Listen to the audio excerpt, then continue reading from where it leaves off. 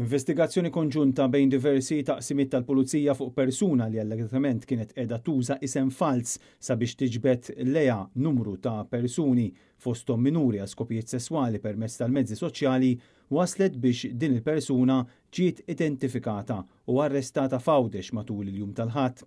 Is-suspettat huwa Għawċi ta' 26 sena li kien qed jagħmilha ta' tfajjel ta' 17-il sena u kien juża ritratti maħudin minn profili oħra sabiex jaħbi l-identità vera tiegħu.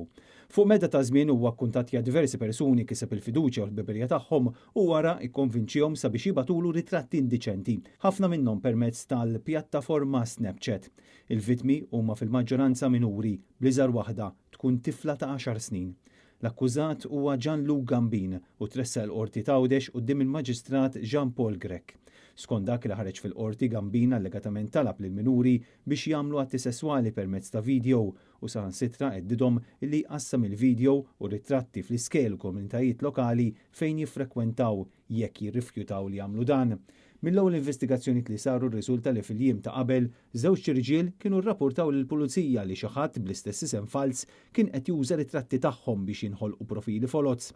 Wara li l-pulizija konfiskaw apparat elettroniku mir-residenza tal-arrestat fir-Raba ta' Għawdex, permezz ta' aktar investigazzjonijiet kien ikkonfermat li l-identità vera ta' minħoloq il-profili folots huwa l-istess wieħed li ġie arrestat, jiġifieri dik ta' Gianluca Gambin.